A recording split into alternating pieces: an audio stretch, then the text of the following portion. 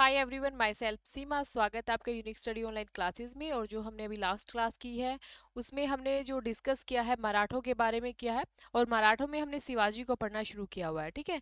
तो अभी हमारी जो नेक्स्ट क्लास रहेगी वो रहेगी शिवाजी की। जो पीछे हमने क्लास जहाँ से छोड़ी थी वहीं से कंटिन्यू करेंगे।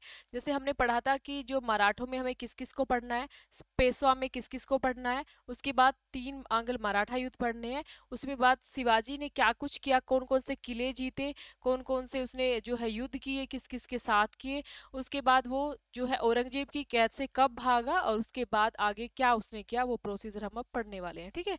तो औरंगजेब की जो कैद से भागने के बाद उसने क्या किया था, औरंगजेब को मैसेज किया, पत्थर लिखा, भाई ऐसे ऐसे मैं गलती मानता हूँ। वैसे जब भागा था ना तो उसकी कई बार सीरीज पूछी जाती है कि भागा कहाँ से था, कहाँ से शुरू किया था उसने, मतलब पहले वो कौन सी जगह पहुंचा था, दूसरी जगह फिर वो कौन सी जगह पहुंचा था, तो ऐसे कई बार पूछ लिया जाता है। तो स्टार्टिंग में जो है ना आगरा से शुरू किया था उसने भागना। आगरा से मथुरा, मथुरा से इलाहाबाद, इलाहाबाद से बनारस, बनारस से जो वो भागेगा, मतलब आगे ये सीरीज है अभी, यहाँ यहाँ तक ऐसे गया, बनारस से गया गया, ठीक है। गया के बाद उड़ीसा, गोलकुंडा, ऐसे उड़ीसा, गोलकुंडा, और उसके बाद जो वो जाता है मराठावाड़ा, मतलब अपने एरिया पे मराठावाड़ा या मराठा एरिया में पहुंच जाता है। यहाँ तक हो गया। उसने उसके बाद मैसेज किया, भाई ऐसे ऐसे हमसे गलती होगी, या गलती होने के बाद उसने कहा ठीक है हम माफी दे देते हो, राजा की उपाधि दी थी, उसके बेटे को बरार की जागीर दे दी थी, ठीक है। बरार की मतलब कुछ मनसब दे दिया था, नोट पूरा बरार दिया था, पूरा बरार नहीं दिया था। आगे फिर जो मेन है, दोबारा उसने जो अपना कार्य शुरू किया था वो 1670 से शुरू कर दिया, दोबारा से सूरत की लूट। एक तो इसने 1664 में लूटा था इसको पहले, अब यह सूरत की लूट, और यहाँ से ना क्या क्या था, 77 लाख रुपए प्राप्त किए थे, 77 लाख रुपए, ठीक है। अब इसको पैसे चाहिए थे भी आगे चीजें करनी। उसके बाद 1673 में ना इसने पिनहाला का दुर्ग जीता था, पिनहाला का दुर्ग। कई बार पूछा जाता है भाई, ये वाली डेट भी दोनों ही इंपॉर्टेंट है, पिनहाला का दुर्ग कब जीता और उसके बाद सूरत को दोबारा से कब जीता, ये क्वेश्चन पूछा जाता है, ठीक है। उसके बाद ना इसने क्या किया था, इसकी जो हेल्प कर रहा ना नेताजी, मतलब जिसको इसकी जो पिनहाला के दुर्ग में जीतने की जो इसके साथ मतलब इसकी जो हेल्प कर रहा ना, भाई एक व्यक्ति है जो है नेताजी पालकर, नेताजी पालकर वो इस दुर्ग में इसकी हेल्प कर रहा है, नेताजी पालकर इस दुर्ग को जीतने में। तो पूछा जाए कि जो पिनहाला दुर्ग है इसको जीतने में किसने हेल्प की, नेताजी पालकर। और ये नेताजी जो पालकर है ना उसको दूसरा शिवाजी भी कहते हैं, दूसरा शिवाजी भी कहा गया है। हालांकि ये मुगलों की सेवा में चला जाता है, फिर से शिवाजी के पास आ जाता है, कुछ इस तरह की इसकी कहानी है, हमें इस पर नहीं जाना।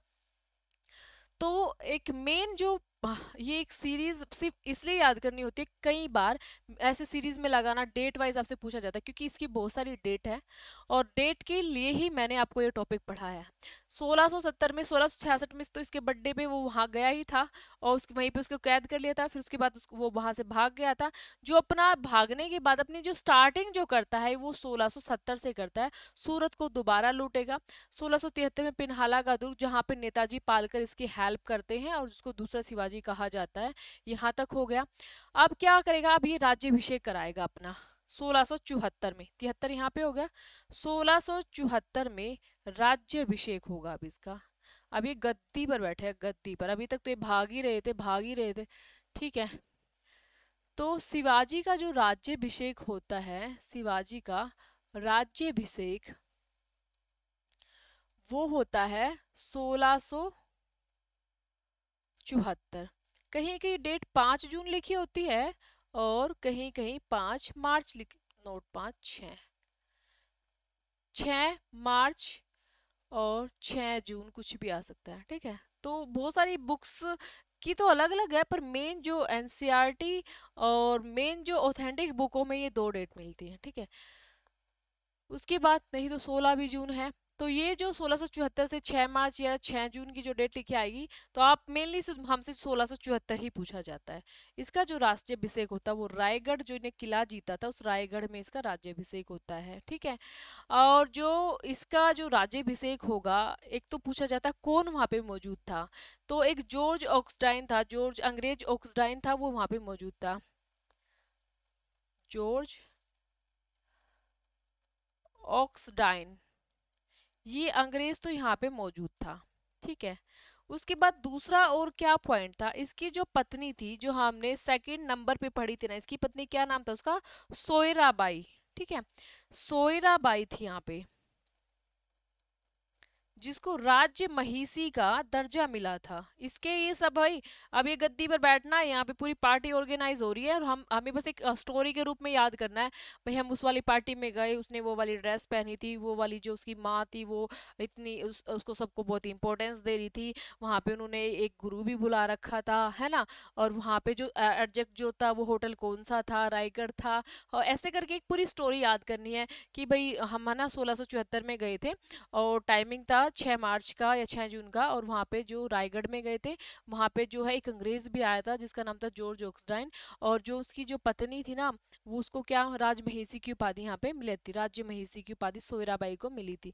उसके बाद जो है यहाँ पे जो उसका गुरु, गुरु नहीं बोल सकते, विद्वान जो है, काशी का विद्वान, जिसने मतलब इसको गद्दी पर बैठाने के लिए ये जो है विधियां की थी। भाई हम किसी पंडित को बुलाते हैं, मुहूर्त दिखवाते हैं, ऐसे करके। तो इसने काशी का एक विद्वान था, विश्ववरैया भट्ट जिसको बोलते हैं, या इसका दूसरा नाम भी लिखा होता है नाग भट्ट। इसने क्या किया था, इसने अपने अपने मंत्रों वंत्रों से, पूरे मंत्रों से, शुद्धि से गंगा जल प्योर, मतलब पवित्र गंगा जल, गंगा जल तो पवित्र ही होता है, गंगा जल, पवित्र गंगा जल से और 7 धातुओं के साथ इसका तुलादान हुआ था। से तुलादान, तुलादान तो आपको पता ही, भी एक पलड़े में ये बैठ जाए शिवाजी और एक पलड़े में धातु तुले, फिर एक धातु का तोलना, फिर दूसरी धातु से, फिर तीसरी, ऐसे 7 धातु से इसका तुलादान हुआ था। ठीक है, 7 धातु से इसके बराबर तोला गया था, इसको 7 धातु से तुलादान हुआ था। तो ऐसा कहा जाता है कि इसके जो राज्यभिषेक था ना, राज्यभिषेक, राज्यभिषेक के समय एक तो इसने एक सिक्का चलाया था, 2 सिक्के चलाए थे।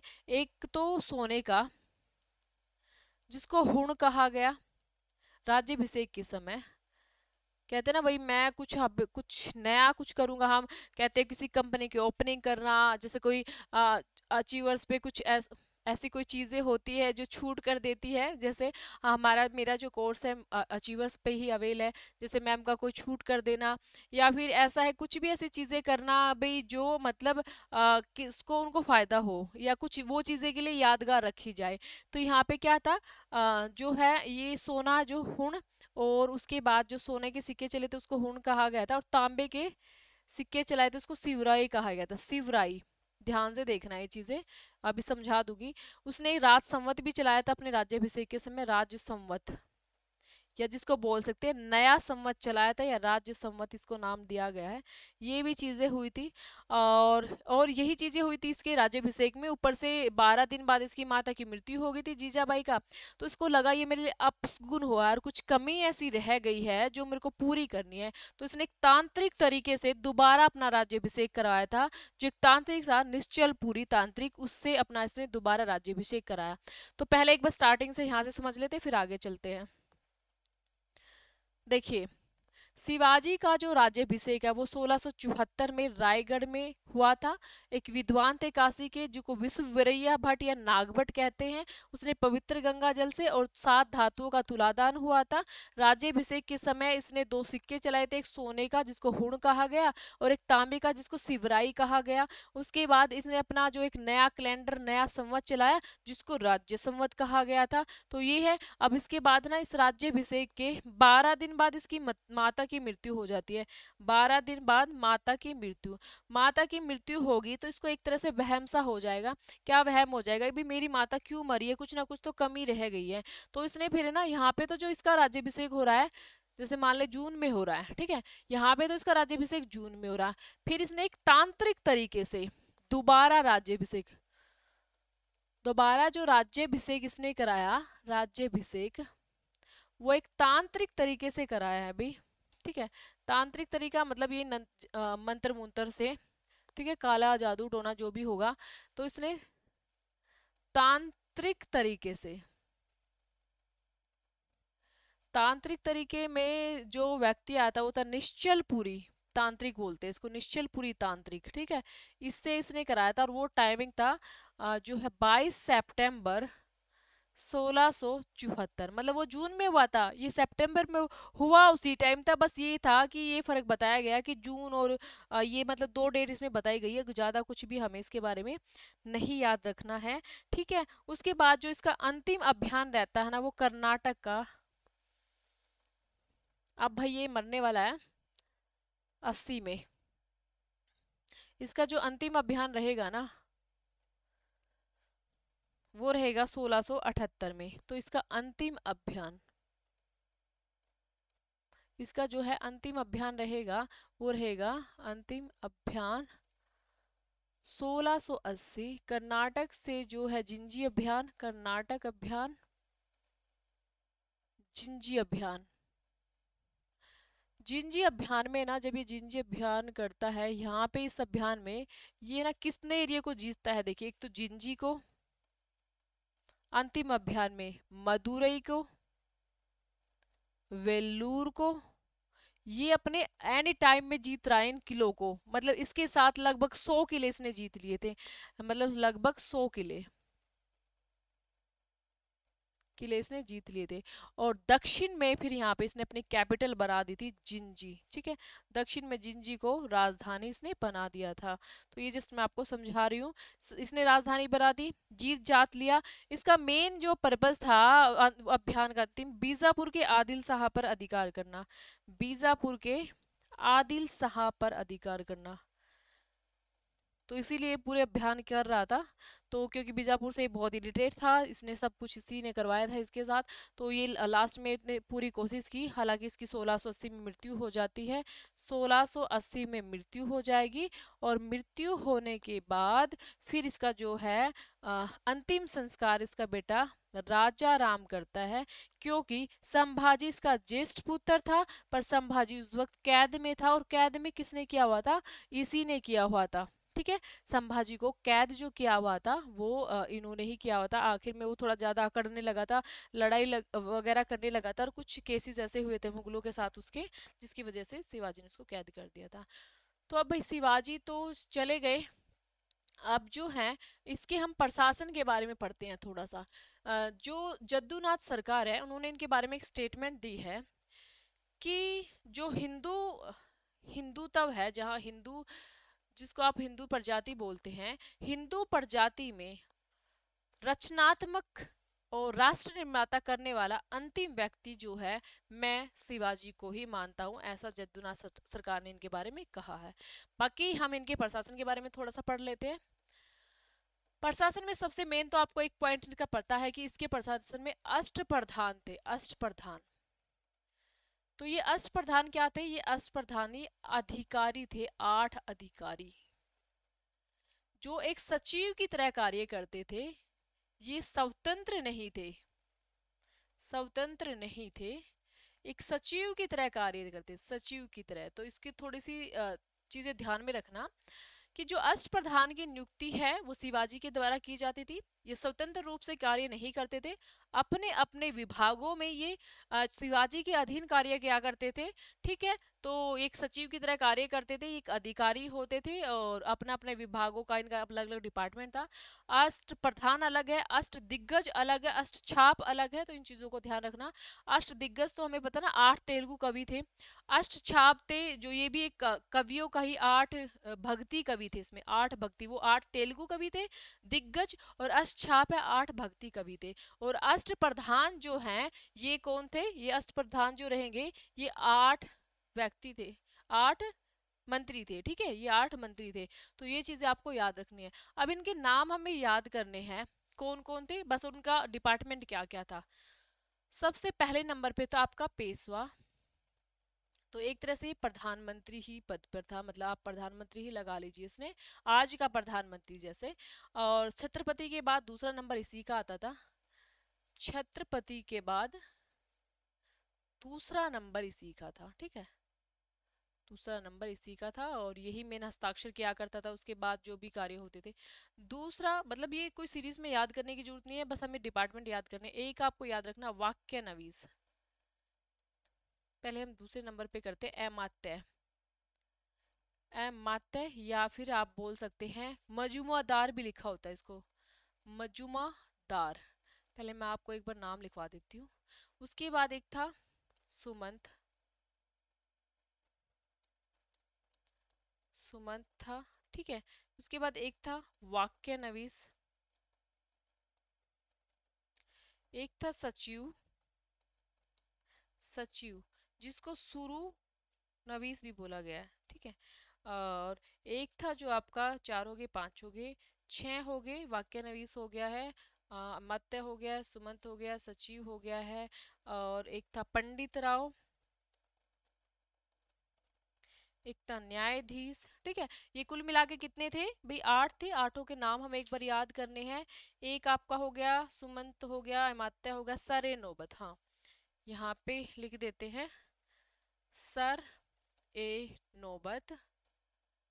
और एक आपका जो रहेगा वो रहेगा, इनको हम एक साथ लिखते हैं वैसे, पंडित राव को छठा। सर अभी समझा देती हूँ मैं, ये नौबत। और ये जो आपका रहेगा सेवन वाला, सात वाला, ये रहेगा आपका पंडित राव।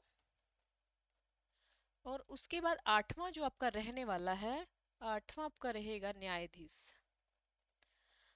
अब देखिए इन दोनों के तो काम से पता ही चल रहा है कि ये कौन कौन थे।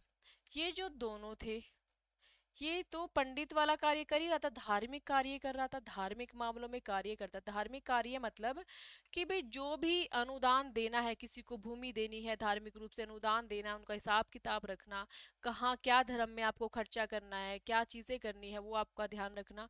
न्यायाधीश दीवानी और फौजदारी दोनों न्याय करता था, दीवानी और फौजदारी,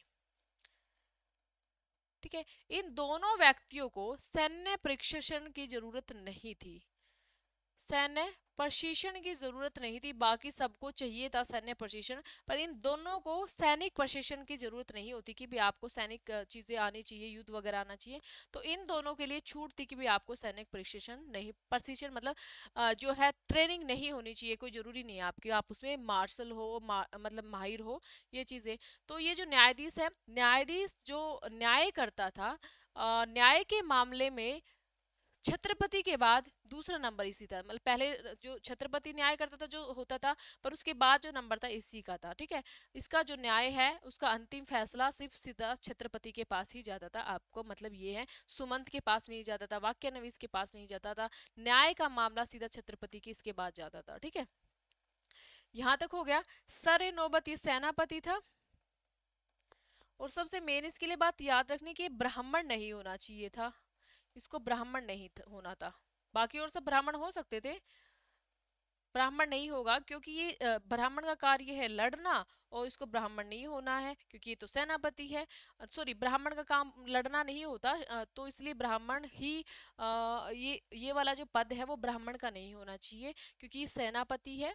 इसको सैनिक मारने भी पड़ेंगे, बहुत सारे कार्य ऐसे करने भी पड़ेंगे। तो कुल मिला के इसको सर ए नौबत सेनापति था जो ब्राह्मण नहीं था। पेशवा आपको समझ आ ही गया, ठीक है। उसके बाद जो है आपका अमात्य है, वित्त मंत्री था।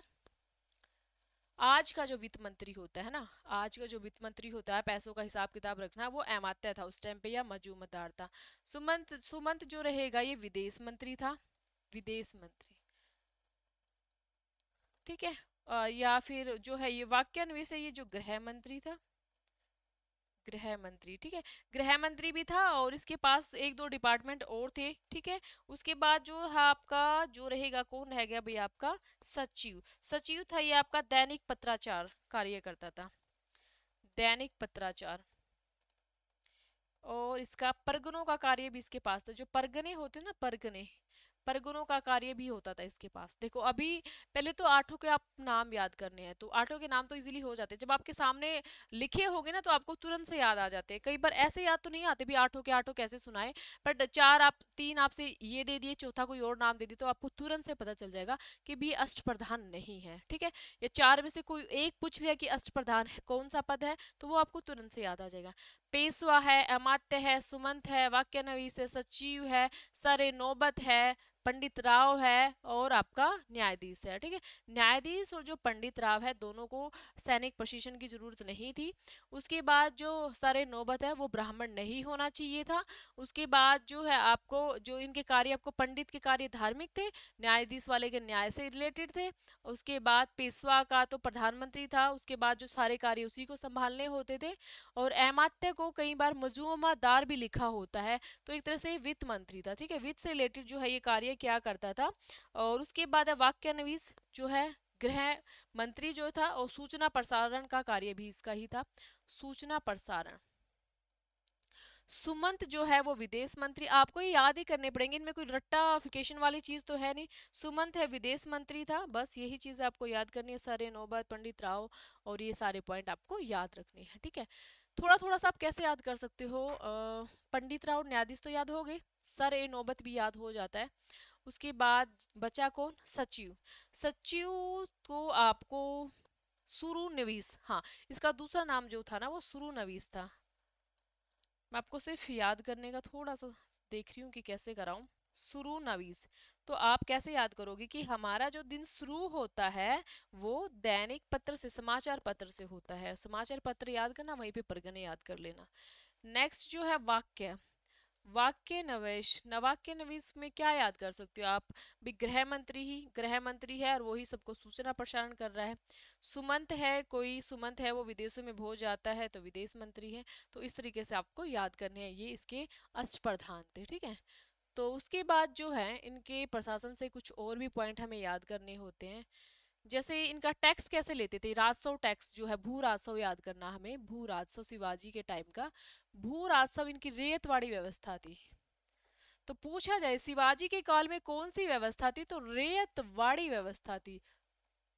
और ये रेवतवाड़ी जो व्यवस्था थी ना, ये किससे इम्प्रेस थी, मतलब किससे प्रभावित होकर ये इसने ये टैक्स नीति ली थी, तो ये मलिक अंबर, मलिक अंबर है जो अहमदाबाद में, अहमदनगर में पढ़ते हैं ना, अहमदनगर में मलिक अंबर से प्रभावित थी ये, ठीक है। जो अहमदनगर में हमने इसको पढ़ा है, अहमदनगर, ये हो गया।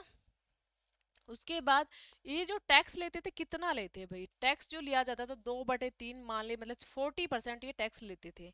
उसके बाद टैक्स कौन लेता था, कौन लेता था भाई टैक्स, कौन लेगा, तो पटेल लेता था। टैक्स लेने वाला था पटेल, टैक्स लेने वाले को बोलते थे पटेल। और जो एक था कुलकर्णी, कुलकर्णी का कार्य क्या था, जमीन का जो ब्यौरा इसके पास रहता था, जमीन का ब्यौरा इसी के पास रहता था, ठीक है। और ये जो पटेल था ना, इसके साथ 2 व्यक्ति और थे, कौन कौन थे, 12 अलूटे और 12 वलूटे। ये कौन थे भाई, ये ना गांव के सेवक थे, जो मतलब पटेल की हेल्प करते थे, तो गांव के सेवक इनको बोला जाता था, गांव के सेवक। इसमें क्या था कि कुलकर्णी जमीन का ब्यौरा करता है, जो पटेल है ना इसका पद वंशानुगत होता था भाई, उसके बाद उसका बेटा, उसके बाद उसका बेटा, ये अपनी जमीन को बेच भी सकता, क्रय विक्रय भी कर सकता था, हस्तांतरण मतलब किसी और को भी दे सकता था, इसका मूड ना हो काम करने का। तो इसको काफी सारी फ्रीडम थी जो है इसको। उसके बाद जो है इनकी भूमि मापने की जो देखो, राजस्व व्यवस्था कैसी थी, रेतवाड़ी।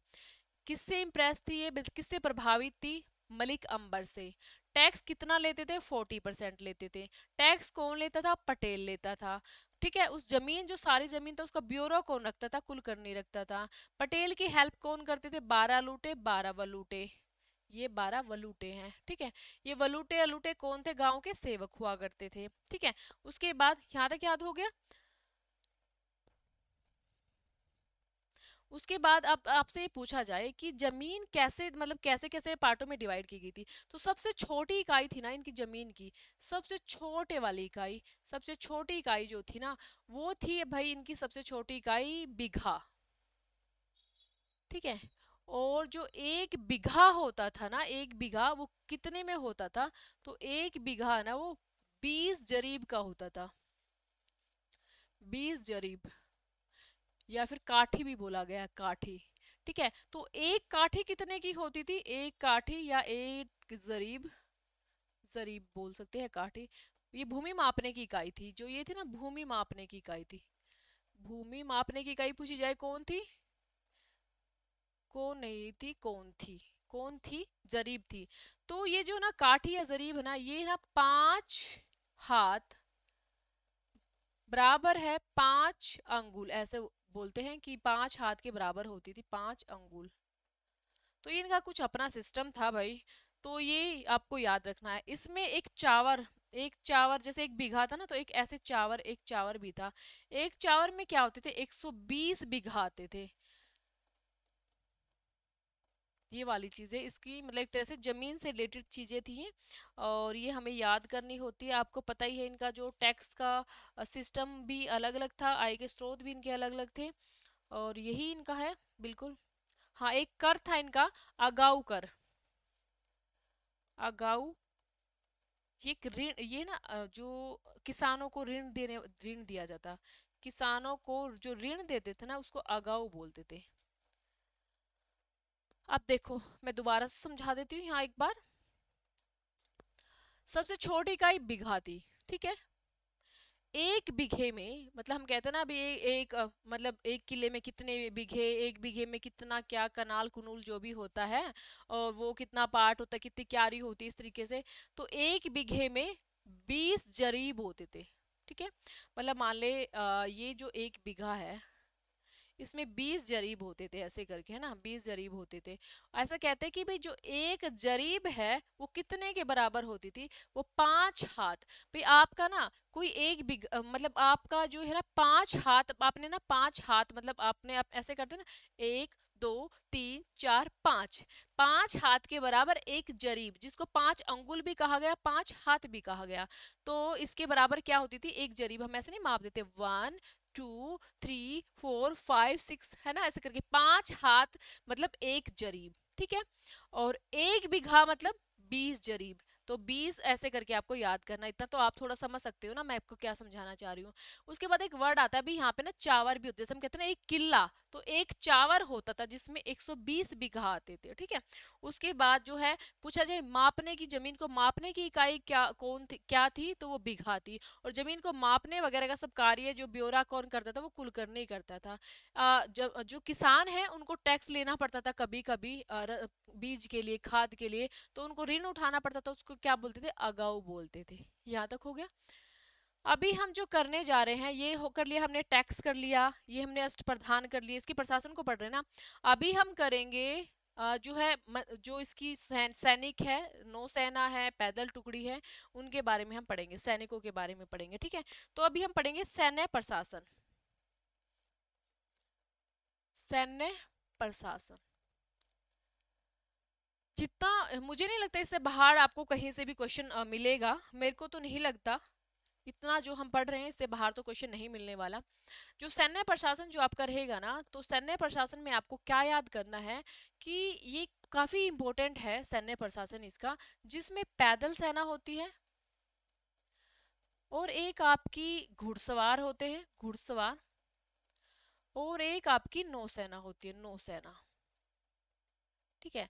इसका जो इनके जो प्रधान होते हैं ना, सर ए नौबत कहा जाता है। ये सेनापति ये था भाई, सर ए नौबत, हमने पढ़ा ना ये भी अष्टप्रधान में। तो देखिए इस पैदल सैनिक को इनको क्या कहते थे, पाइक, इनको पागा। पहले हम इन दोनों के बारे में पढ़ लेते हैं। इनमें सबसे ऊपर वाला जो पद होता था वो होता था सप्त हजारी, ठीक है, सप्त हजारी। उसके बाद 1 हजारी, कई बार इस सीरीज में लगाना पूछा जाए तो याद रखना।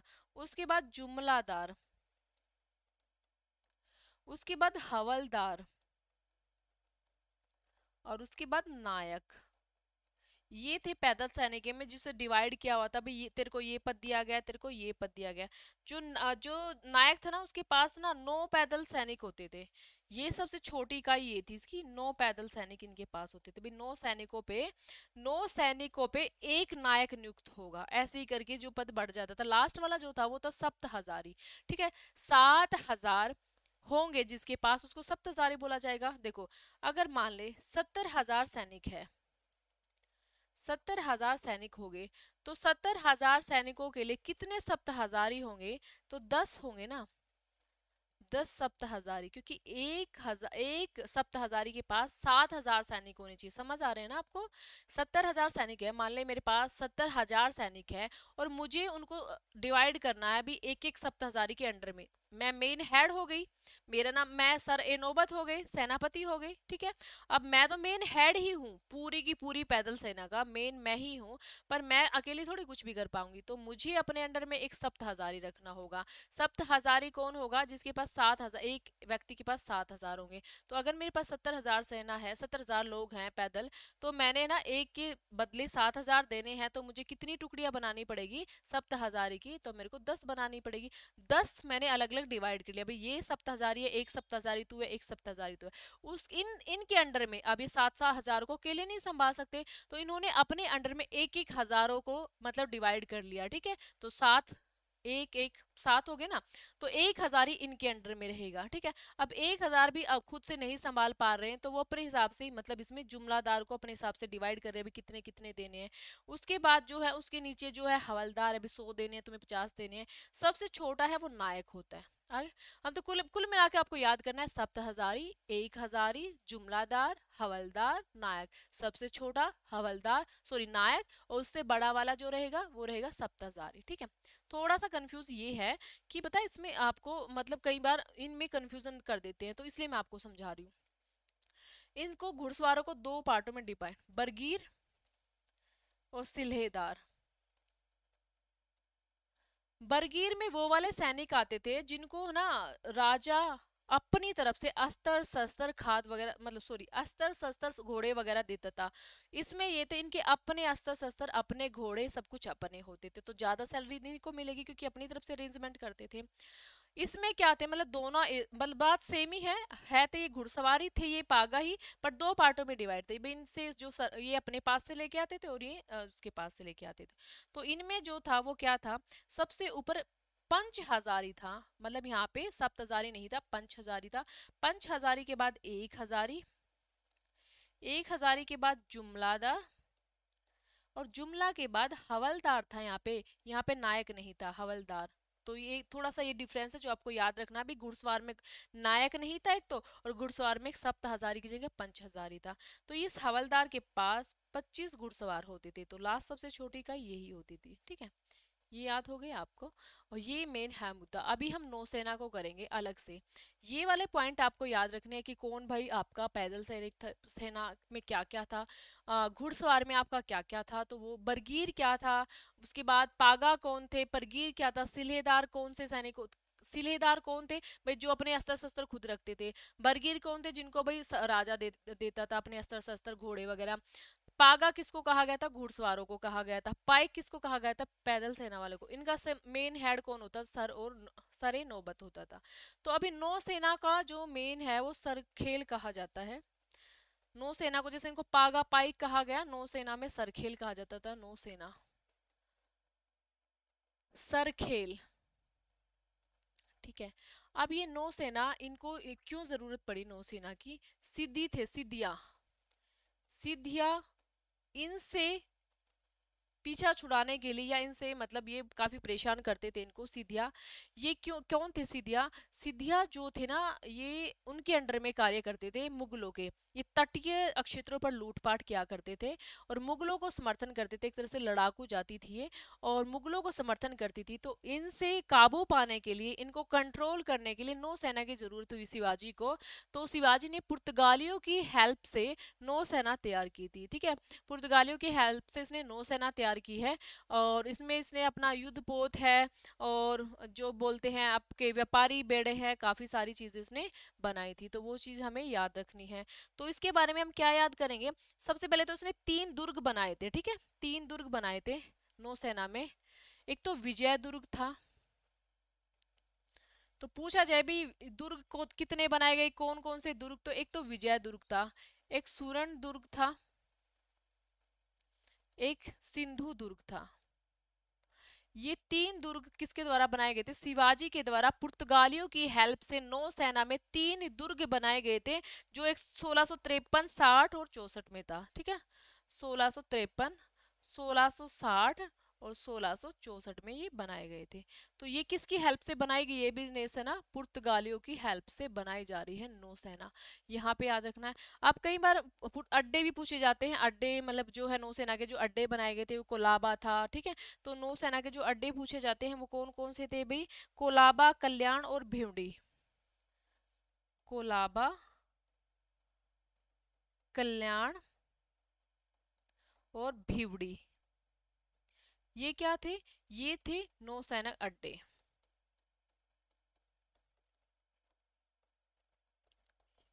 ठीक है, ये आपकी नौसेना थी जिसके बारे में आपको पढ़ना है, ठीक है। तो यही है, दरिया सारंग और नायक थे जो इसमें मेन इनको हैंडल करते थे। मेन इनको हैंडल करने वाले दो व्यक्ति थे मेन, तो दरिया सारंग, ऐसे तो कई सारे थे, सारंग जो मुस्लिम था, और ये जो था आपका दूसरे वाला माई नायक, ये हिंदू था। ये इस नौसैनिकों को कंट्रोल करते थे। और जो है पुर्तगाली जो व्यक्ति रहे थे वो विहेल लेताब व्यक्ति था, विहेल लेताब और फोर्नोवा विहेल लेताब, इस तरह के कोई दो व्यक्ति थे जो इनको इनकी हेल्प करते थे। तो आपको ये रखना भी, नौसेना के जो नौसेना को सरखेल बोला गया मेन उसको हेड को, और पुर्तगालियों की हेल्प से इसको तैयार किया गया। विजय दुर्ग जो है बनाया गया, सुरन दुर्ग, सिंधु दुर्ग। पूछा जाए पहले शिवाजी ने कौन सा दुर्ग बनाया, तो विजय, विजय से पहले याद करना। विजय के बाद सुन मतलब उसने वहां से सोना मिला और फिर सिंधु नदी में ले गया, ऐसे करके याद करना। फिर कोलाबा है, कल्याण है, भिवांडी है, ये इसने सैनिक अड्डे बनाए थे। और इस जो नौसेना को दो लोग मेन हैंडल कर देते, दरिया सारंग मुस्लिम था, और माई नायक या खाली नायक भी लिखा आ सकता है, ये कौन था, ये हिंदू था। तो ये इसको हैंडल करते थे। यहाँ तक हो गया, नौसेना हमारी होगी। अभी हम इसके बारे में कुछ और पॉइंट पढ़ लेते हैं। जैसे इसके जो आय के स्रोत थे हमने वही पढ़ना था, अभी मैं आपको यहाँ बता देती हूँ, आप वहाँ पे ऐड कर लेना जहाँ हम टैक्स पढ़ रहे थे। आय के जो, और जो टैक्स के जो इनके स्रोत होते थे वो कौन कौन से थे, आपको इनके बारे में पता है। इनके दो मेन कर थे, एक तो चौथ कर था और एक सरदेश मुखी। सरदेश मुखी, आप जब हम आगे पढ़ेंगे ना तो हम हर उसमें पढ़ेंगे, इसने उससे अंग्रेजों से चौथ लिया, इसने निजाम से चौथ लिया, इन्होंने जो है औरंगजेब से चौथ लिया। तो ऐसे करके ना बहुत ज्यादा इनके बारे में पढ़ते हैं। तो ये चौथ कौन सा होता था, जो मराठे है ना इनकी सत्ता को स्वीकार कर लेते, जो मराठे, क्योंकि मराठे भी बहुत तरह के थे ना, मराठे भी बहुत सारे पार्टों में डिवाइड किए हुए थे, बहुत सारे संघ बने हुए थे मराठों के, जो पुराने मराठे थे, कोई नए मराठे थे। तो जो मराठे ना, एक ये अपना अपना सब पर अधिकार करता था, जो मराठे इसकी अधीनता स्वीकार कर लेते थे, बहुत सारे संघ बने हुए थे मराठों के। तो जो मराठे इनकी सत्ता या इनकी अधीनता स्वीकार कर लेते थे, वो देते थे कौन सा कर, सरदेशमुखी। और ये वाला जो कर है ना, एक तरह से क्या था, गुंडा टाइप कर जिसको बोलते हैं, हम कहते हैं ना भाई ये मेरा एरिया है, और अगर आपको मेरे एरिया में रहना है तो आपको कंप्लीटली टैक्स देना होगा। तो हम भी उसको एक टैक्स जो लेते थे, तो वो वाला जो टैक्स था ना, वो वाला था चौथ वाला, ठीक है। तो ये चीज आपको याद रखनी है। जो चौथ वाला था, चौथ के नाम से पता चला 1/4 था, और ये 1/10 था, 1/10 था, और ये 1/4 था। ये वाले पॉइंट आपको याद रखने। देखिए, आय के सोर्सेज इनके टैक्स वो तो हमने पढ़ा, पर दो अलग टैक्स थे जिनको चौथ और सरदेशमुखी कहते हैं। सरदेशमुखी वो वाला टैक्स जो इनकी अधीनता स्वीकार कर लेता है, उनको उनको सरदेशमुखी टैक्स देना पड़ता था, ठीक है। और जो चौथ था भाई, ये आसपास का जो एरिया था, इनको ये था कि आप हम पर अटैक ना करो, हमें ठीक ठाक रहने दो, हम आपको टैक्स देते रहेंगे। तो अपने एरिया के, अपनी उसकी रखवाली के लिए इनको जो है 1/4 टैक्स देना पड़ता था। एक तरह से इसको गुंडा टैक्स भी बोला जाता था, ठीक है। मतलब मैं अब समझाना चाह रही हूँ, ऐसा लिखा नहीं है ये गुंडा टैक्स था, मैं आपको समझाना चाह रही हूँ कि एक तरह से इस तरह का कर था ये तो सिर्फ मराठों से ही लिया जाता था। और ये आसपास के कोई थे, मुगल थे, कुछ भी थे, जो आसपास का एरिया था दूर दूर तक बीजापुर था, कुछ भी था, उनसे भी आप हम पर युद्ध मत करो, हम आपकी अधीनता स्वीकार कर लेंगे और आपको टैक्स देते रहेंगे। और ये सिर्फ मराठे ही मराठों को देते थे, जो पुराने मराठे थे, नए मराठों को देते थे, ठीक है। तो ये वाला आपका इससे रिलेटेड पॉइंट है। ये मेन मेन पॉइंट थे। और आपको क्या पढ़ना है, हाँ, प्रांत। इनके जो प्रांत, इसको जो 4 प्रांतों में बांटा गया था, भाई मैंने मेन में जितना हो सके ना आपको पढ़ा दिया। मराठा, सॉरी, शिवाजी ने अपने एरिया को 4 प्रांतों में बांटा हुआ था। प्रांत के बाद आगे परगने थे, प्रांत मतलब सूबे, सूबे, ठीक है। उसके बाद आगे थे परगने, परगने के बाद जो थे मौजे, ये कई बार पूछे जाता है ना, आपको सीरीज में लगाओ कि प्रांत उसके बाद क्या था, उसके बाद क्या था। परगनों को तालुके बोला गया और इनको मौजे को तरफ तरफ भी बोला जाता है, तरफ, तालुके। जल्दी जल्दी टॉपिक को खत्म करना है क्योंकि टॉपिक काफी बड़ा है और इतना लंबा टाइम हमें नहीं लेना है। तो चार प्रांत है, परगने और तालुके बोला गया, आगे मौजे और तरफ बोला गया था, प्रांतों को सूबे बोला गया था, ठीक है। और जो है इसमें जो अधिकारी होते थे वो कौन कौन थे, हवलदार, सरे नौबत और सबनीस हवलदार थे। मैं आपको बता देती हूँ जल्दी जल्दी। इन जो किले होते थे ना, किले, किले के तीन अधिकारी होते थे। तो पूछा जाए किले के कितने अधिकारी होते, तीन अधिकारी। अब ये हवलदार अलग है, वो हवलदार अलग थे। हवलदार मतलब उन्हीं हवलदारों को दे दिया होगा ना इनका जो काम है। हवलदार थे। सरे नौबत आपको पता ही है, सेनापति, इसका भी मेन कार्य जो किलों पर रखवाली करना यही था। और एक था सबनीस हवलदार। सबनीस हवलदार, इनके बारे में मैं कुछ पॉइंट बताना चाहती हूँ। जो सबनीस था ये ब्राह्मण होने चाहिए थे, ब्राह्मण, ठीक है।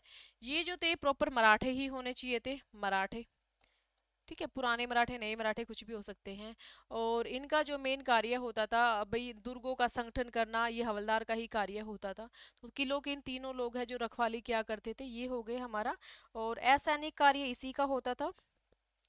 असैनिक कार्य यही करता था, असैनिक, एक तो सैनिकों के कार्य, एक असैनिक कार्य और राजस्व से रिलेटेड किलों में जो कार्य करता था।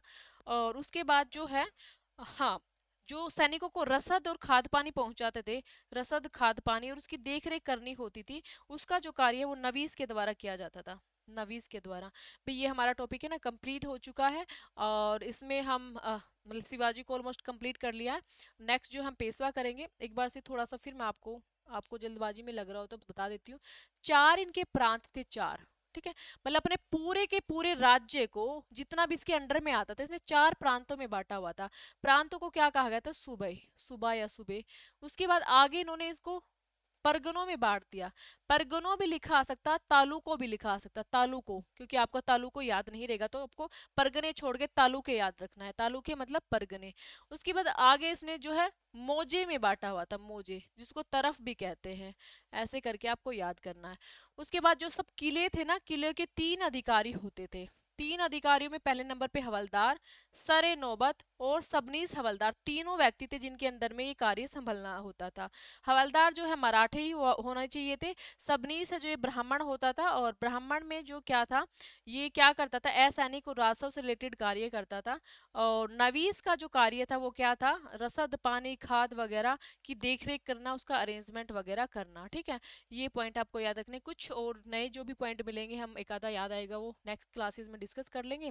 और आप भी इस टॉपिक को बुक्स वगैरह से अच्छे से पढ़ लेना, कहीं जो भी आपके पास बुक हो। ये नहीं कहूँगी कोई बुक आप पढ़ो, क्योंकि किसी एक बुक से तो ये है नहीं, पर जो भी आपके पास हो उसमें से एक बार रीड जरूर कर लेना। और फिर हम नेक्स्ट क्लास में मिलते हैं। तो आज के लिए इतना ही काफ़ी है, बाय।